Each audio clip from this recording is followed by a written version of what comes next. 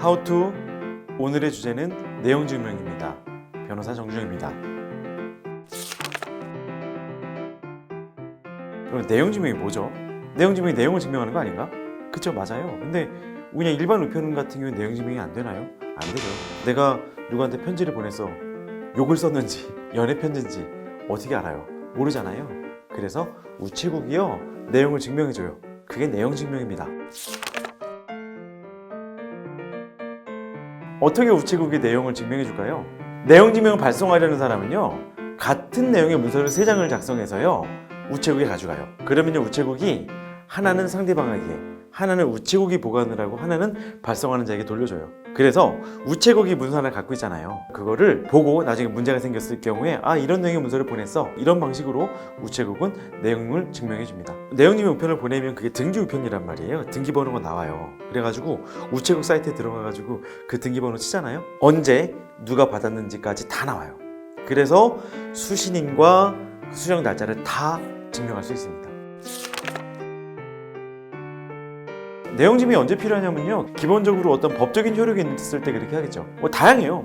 돈 내놔라, 이런 것부터 시작을 해가지고 소송할 거야, 이런 경우도 있을 수 있겠죠. 그래서 내용 증명은 정말 다양하게 보낼 수가 있는데, 어떤 형태로든 내가 보내는 내용을 증명하기 위해서 내용 증명이 필요합니다.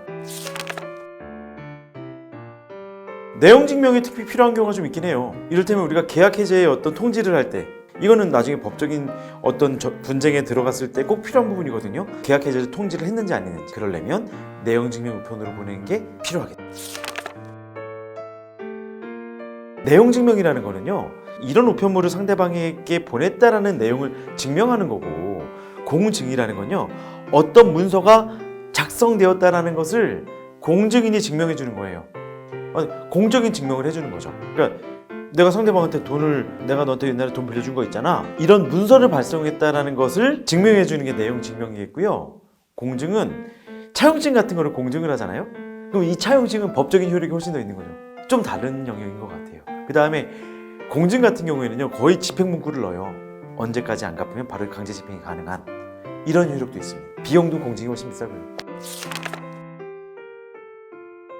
내용 증명을 쓸 때 꼭 들어가야 될 부분들은 정말 그거에 따라 다른 것 같아요. 계약 해제 같은 경우에는 이게 이행불능인지 이행지체 사유인지 또는 어떤 약정 사유인지, 그로 인해서 해제가 되고, 해제했을 때 또 얼마 기간의 통지 기간을 거쳤는지, 이런 부분들이 필요하겠고요. 저희 의뢰인이 돈을 못 받았대요. 빌려준 돈을 못 받은 거지. 근데 10년이 지난 거예요. 소멸시 완성, 못 받습니다, 그 돈. 근데 이제 저희 의뢰인이 중간에 이자를 좀 받은 게 있대요. 1억 정도 되는 돈인데 이자를 조금씩 받았나 봐요. 현금으로 받았대요. 증거가 없어요. 그래가지고 제가 혹시나 모르니까 내용 증명을 보낸 거예요. 상대방한테 니네가 1억을 빌려가서 돈을 한 번도 이자를 갚지 않았다. 그래서 그 1억이랑 10년치 이자 해가지고 얼마 갚아라라고 제가 내용 증명을 보냈어요. 상대방이 빡쳐가지고 답변이 온 거예요. 내용 증명 우편으로. 헛소리 하지 마라, 이자를 내가 몇 번을 갚았는데 현금으로 언제든지 주지 않았냐, 이래버린 거죠. 그러면요, 소멸시효 중단되잖아요. 상대방이 실수한 거지. 제가 드리고 싶은 말씀은요, 내용 증명 누구나 다 보낼 수 있어요. 그런데 여러분, 까딱하다가 실수할 수 있거든요.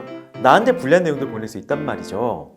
그러니까 간단한 내용이라도 변호사의 도움이나 조언을 받고 보내시면 좀 더 좋을 것 같습니다. 가끔 저한테 그것도 물어보시는 분들 계십니다. 이메일로 보내면 어떠냐, 문자로 보내면 어떠냐, 이런 분들 계신데, 그거 도달했다고 입증하기가 물론 쉬울 수도 있겠죠.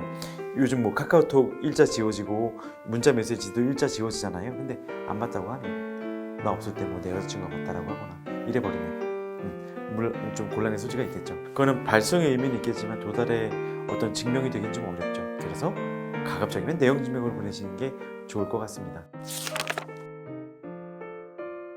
많이 좀 물어보시는 경우들이 있거든요. 내용 증명의 답변을 2주 안에 꼭 해야 돼, 안 하면은 내가 상대방의 주장을 인정하는 거야, 이런 식으로 저한테 물어보시는 분들이 계신데, 틀립니다. 아닙니다. 내용 증명 상대방이 뭐라고 짓거리건 답 안 하면 그만이지. 너무 말도 안 돼서 내가 대답해 줄 필요성이 없겠어 라고 판단이 들면 안 해줄 수 있죠. 소송 가서도요, 상대방이 어떤 내용 증명 이렇게 보냈다 치면 일방적인 주장에 불과하잖아요. 상대방의 진술일 뿐이지 그렇게 크게 법적인 효력이 있을 것 같진 않아요. 그런데 어떤 변호사님들은 상대방이 이렇게 얘기를 했는데 안 하고 있으면 뭔가 네가 상대방을 인정하는 뉘앙스를 풍기지 않겠느냐라고 해서 답을 꼭 줘야 된다라고 말씀하시는 분들도 계십니다. 오늘의 하우투는 여기까지입니다. 여러분 안녕.